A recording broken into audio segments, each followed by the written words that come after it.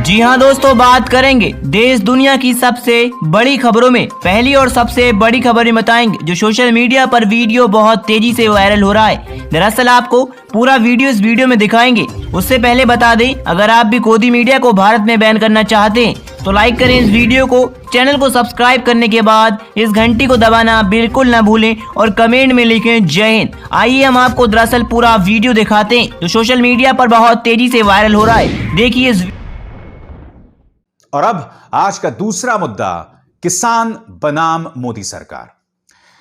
इससे पहले कि मैं कल के राजनीतिक घटनाक्रम की चर्चा करूं, आपके सामने ये वीडियो पेश करना चाहूंगा। यह वीडियो अपने आप में उस पालतू मीडिया के लिए एक बहुत अच्छा संदेश है, एक कड़ा संदेश है, जो लोग शुरू से ही इन किसानों को बदनाम करने की कोशिश कर रहे थे। इस वीडियो में देखिए, एनडीटीवी के पत्रकार ने इसे ट्विटर पर ट्वीट किया है। इसमें एक एम्बुलेंस जा रही थी और किसानों ने बाकायदा इस एम्बुलेंस को जाने दिया। देखिए।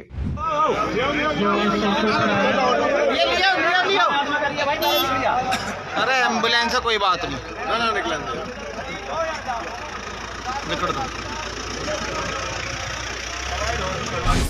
क्योंकि हो क्या रहा है दोस्तों, किसानों को बदनाम करने का भरपूर प्रयास किया जा रहा है और तमाम कोशिशों के बावजूद ये पूरी तरह से नाकाम साबित हुए हैं। पूरी तरह से नाकाम साबित हुआ है। क्योंकि होता क्या है, जहां पर नागरिकता बिल के खिलाफ जो लोग प्रदर्शन करें तो मामले को हिंदू मुस्लिम कर दो, प्रदर्शनकारियों को आतंकवादी पाकिस्तानी बता दो, उनकी महिलाओं को बदनाम करो। दूसरी तरफ जहां सिख किसान मैदान में उतर जाए, क्योंकि हो क्या रहा है, जो लोग प्रदर्शनकारी हैं उनमें काफी लोग सिख हैं, पंजाब से आए किसान हैं, तो इनका दिमाग तो वहीं तक चलता है, उन्हें खालिस्तानी बता दो। और जब तुम उन्हें बदनाम कर रहे हो, तुम्हारा प्रचार तंत्र उन्हें बदनाम कर रहा है, तो फिर उनसे बातचीत की क्या जरूरत है। तो जहां कल रात गृह मंत्री अमित शाह पूरी तरह से अड़ गए थे, आज दोपहर को सरकार ने अपने रुख में थोड़ी सी नरमी दिखाई। आपकी स्क्रीन पर इस वक्त वो लिखित प्रस्ताव दिखाई दे रहा है किसानों के हाथ में, जिसमें लिखा गया है कि सरकार न्यूनतम समर्थन मूल्य को खत्म नहीं करेगी। यानी कि किसानों की तमाम मांगों में से कम एक मांग पर सरकार अपना आश्वासन दे रही है। मगर किसानों के रुख से साफ है, वो चाहते हैं कि इस मुद्दे पर तीनों कानून पूरी तरह से खत्म किए जाए, क्योंकि इन कानूनों में कई दिक्कतें हैं। मगर किसानों का एक धड़ा सरकार द्वारा भेजे गए इन प्रस्तावों पर विचार भी कर रहा है, क्योंकि प्रजातंत्र में, लोकतंत्र में कहीं ना कहीं विचारों का आदान प्रदान काफी मायने रखता है और यह बहुत जरूरी हो जाता है कि हम सामने वाले के पक्ष को भी जरूर समझें। और लोकतंत्र से मुझे अमिताभ कांत की बात याद आ रही है, वो मैं आपको बाद में बतलाऊंगा, मगर उससे पहले इन सज्जन से मिलिए। माननीय अन्ना हजारे, इनका बयान अपने आप में बहुत ही हास्यास्पद है। कह रहे हैं कि किसान आंदोलन में राजनीतिक पार्टियों को नहीं कूदना चाहिए। सुनिए पहले क्या कह रहे हैं, फिर हम इसकी चर्चा करते हैं। कृषि प्रधान भारत देश में किसानों का प्रश्न है, पवित्र प्रश्न है, इसमें राजनीति नहीं आनी चाहिए, वो गलत है। अगर वह समाज की, राज्य की, देश की भलाई को देखते हुए करते हैं तो अच्छी बात है, लेकिन आगे के इलेक्शन को देखकर करते हैं तो वो गलत है, वो ठीक नहीं। शुक्रिया अन्ना जी, आप नींद से तो उठे। 2011 में दोस्तों, जब यह अन्ना आंदोलन हुआ था, तो मेरे जैसे कई पत्रकारों ने इस आंदोलन का समर्थन किया था। ढेरों यूट्यूब में मेरे कार्यक्रम है जो इसका प्रमाण है। और मैंने इसलिए समर्थन किया था कि मुझे लगता था कि इस देश में भ्रष्टाचार एक कैंसर है और उसके खिलाफ एक जागृति होनी चाहिए। हकीकत यह भी थी कि इस आंदोलन के पीछे आरएसएस की ताकत थी, विवेकानंद फाउंडेशन की ताकत थी, वो विवेकानंद फाउंडेशन जो कि इस शख्स यानी कि देश के राष्ट्रीय सुरक्षा सलाहकार अजीत डोभाल से जुड़ा हुआ है। तो मैं जानना चाहता हूं अन्ना हजारे से, अन्ना जी, जब आपने इस पूरे आंदोलन को प्लान किया था, तब आपको यह बात याद नहीं आई थी उस वक्त कि इसमें राजनीतिक दलों को नहीं होना चाहिए? क्योंकि देखिए, आरएसएस तो पॉलिटिकल पार्टीज की पितामह है, यानी कि बीजेपी की पितामह है। उसकी सोच जो है बीजेपी की, वो सोच जो आती है वो आरएसएस से आती है। तब यह बात आपकी कहां गई थी जो अब आप यहां कह रहे हैं? खैर, इनका उदय हुआ। मैं उम्मीद करता हूं कि आपकी मौजूदगी से कोई सकारात्मक यहां पर योगदान होगा। मगर थोड़ी देर पहले मैंने आपको लोकतंत्र की बात की। दोस्तों, कल एक बहुत ही अजीबोगरीब बात हुई। नीति आयोग के चेयरमैन अमिताभ कांत ने स्वराज मैग को दिए गए एक इंटरव्यू में यह दावा किया कि हमारे देश में लोकतंत्र के चलते आर्थिक सुधार कार्यक्रम नहीं हो सकते।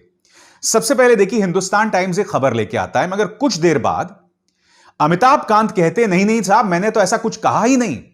और फिर सिर्फ हिंदुस्तान टाइम्स ही नहीं, तमाम मीडिया आउटलेट्स उसे डिलीट कर देते हैं। अब मैं आपको सुनाता हूं अमिताभ कांत ने दरअसल कहा क्या था। क्या उन्होंने यह बात कही कि इस देश में जरूरत से ज्यादा लोकतंत्र है? आप खुद सुनिए, अंग्रेजी में बयान है, खुद सुनिए आप। Tough reforms are very difficult in the Indian context. We are too much of a democracy. वो साफ तौर पर कह रहे हैं there is too much democracy because of which economic reforms programs cannot be carried out. ये उनके अपने शब्द हैं। और मीडिया ने जो बात उन्होंने कही उसे अनसुना करके एक सरकारी फरमान के चलते उसे डिलीट कर दिया। इंडियन एक्सप्रेस की तारीफ करनी पड़ेगी कि इंडियन एक्सप्रेस ने पहले यह खबर चलाई, उसके बाद उन्होंने डिलीट कर दिया और उसके बाद फिर से उसी खबर को उन्होंने चलाना शुरू कर दिया। हिंदुस्तान टाइम्स क्या कह रहा है आपकी स्क्रीन पर? हिंदुस्तान टाइम्स यह कह रहा है कि यह खबर पीटीआई से आई थी और बाद में हमने उसकी सत्यता की जांच की, या जब इसको लेकर बात पलटी तो हमने खबर को डिलीट कर दिया। तो अमिताभ कांत ने क्या कहा था? देश में जरूरत से ज्यादा लोकतंत्र है। मगर यह मिसाल बताती है, सवाल यह नहीं कि एक ब्यूरोक्रेट क्या कह रहा है। एक ब्यूरोक्रेट यह कह रहा है कि देश में जरूरत से ज्यादा लोकतंत्र है। अमिताभ कांत जी, पहली बात तो यह मैं आपको याद दिला दूं कि 90 के दशक में जब नरसिम्हा राव देश के प्रधानमंत्री थे, उस वक्त आर्थिक सुधार कार्यक्रमों की शुरुआत हुई थी, जब यह शख्स डॉक्टर मनमोहन सिंह देश के फाइनेंस मिनिस्टर थे। उनके चलते आर्थिक सुधार कार्यक्रम आगे बढ़े। तो क्या उस वक्त देश में तानाशाही थी?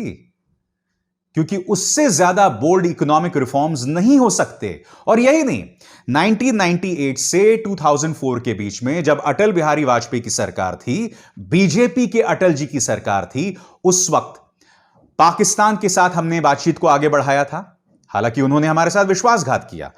अमेरिका के साथ हमारे संबंध सुधरे थे।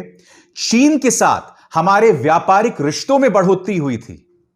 कश्मीर को हीलिंग टच दिया गया था। यह सब एक बीजेपी की सरकार में हुआ था। तब लोकतंत्र था या नहीं था?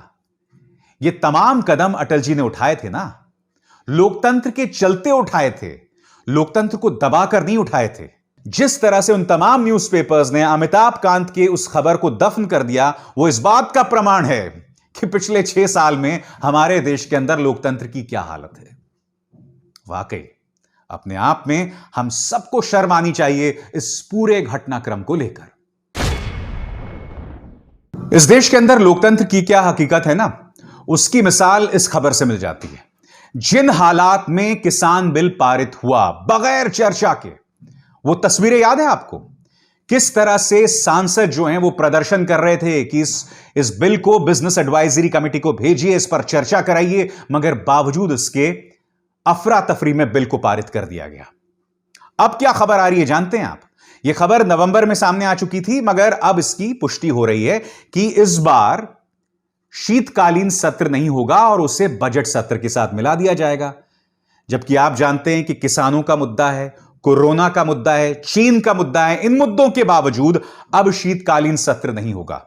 और क्या आप जानते हैं कि इमरजेंसी देश में जब आपातकाल लागू हुआ था 1975 में, और जब इंदिरा गांधी की हत्या हुई थी, उसके बाद अब जाकर शीतकालीन सत्र नहीं हो रहा है। कम से कम ये खबरें उसका प्रमाण है।